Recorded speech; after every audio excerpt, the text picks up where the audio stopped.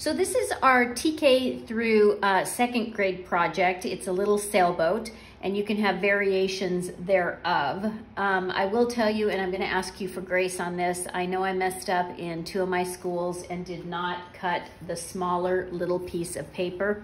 You can use computer paper or color paper. It doesn't really matter. This is a 4x4. It's what's going to fit perfectly onto the white paper I gave you. So the first thing that we want to do, and I'm moving these things so you can understand the cut. And for little kids, this is a really important visual to understand how scissors work and how cutting works. Because we have a square.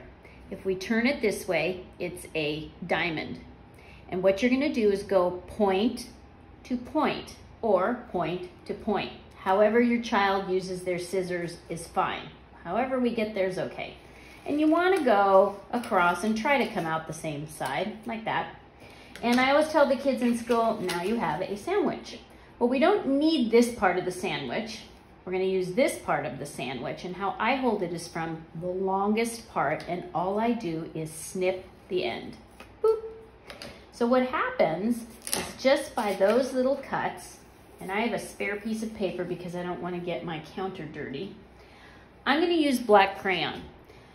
You can use different colors or make yours all very grown up and black and white. That is up to you.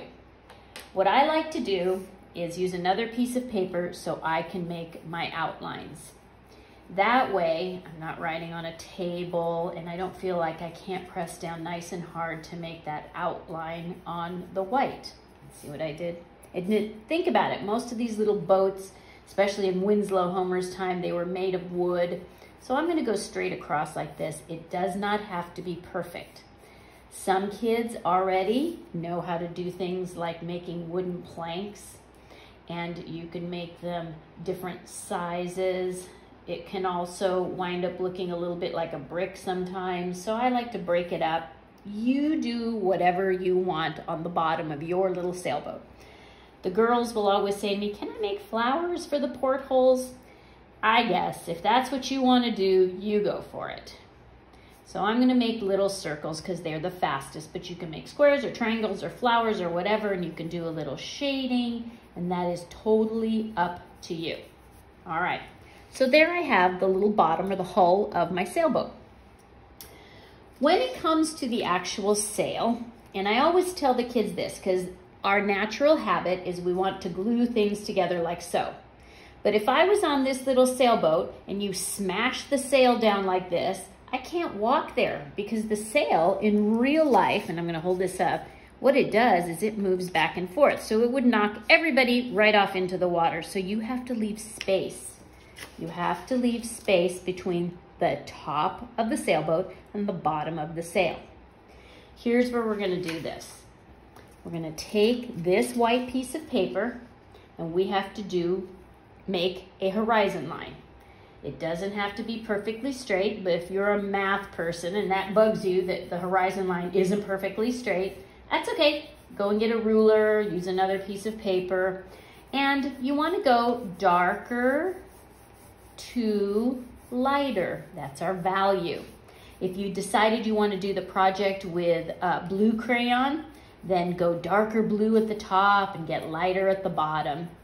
The other thing that children love to do is make waves. Not a good project to do that. It's better to have a straight horizon line in this one. If you want to make waves, you're always welcome to. I never stop anyone from trying any of that. And I know I'm going to put my little boat right here. So look what I'm doing. I'm making it a little bit darker so it casts a little shadow in the water. Okay? See how I already did that darker so it separates it. So I have to make a decision in the sky. I noticed that the one that my friend Ryan did here, I bet you this was a second grader because that's a lot of really good control. He put some different lines in there as if the wind was blowing through. You can make clouds and you can make it look soft in the sky and a little bit maybe stormy. Those are what those gray clouds will do. If you're using colors, you could make a beautiful sun back there. You do what you like up in your sky. I'm gonna make mine sort of like stormy clouds there, okay? The other thing we're gonna have to do is, and I cheated a little bit, I already made a sail. And the sail can do different ways. It can go this way. You can turn it and it can go this way. I will tell you right now, I'm gonna go back to I call this the dummy paper because I'm gonna throw it away and I can do my outlining on it. And it's your sailboat, you invented it, you made it, you can make your sail any colors that you want. I'm gonna go back here and see what happened when I outlined that. It made it pop out. You're gonna need a little bit of glue. In school we say dot dot, not a lot. You don't need a lot. I actually use the tip of it to brush it around. Sailboat. Remember, we're not gluing the sail to here.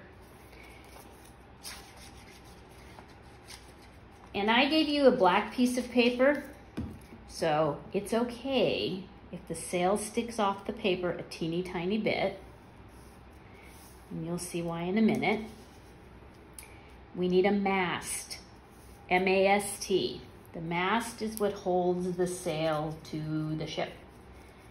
There we go, the mast. If you want to, you can make another little flag at the top. I think this one's too big and I'm gonna make it crookedy. You could color it all black and glue it there. You don't have to. Maybe you just wanna go like this and you wanna make it red, like you're in the boat parade. You want everybody to see you. We're going to take this off of that paper. When it goes on the black paper, see how it doesn't matter? The little part will go right on there. And again, we go like this. And in the middle. Don't use a lot of glue. It makes your art get wobbly, and then you have all kinds of movement in it. You glue it down as best as you can. Turn it over.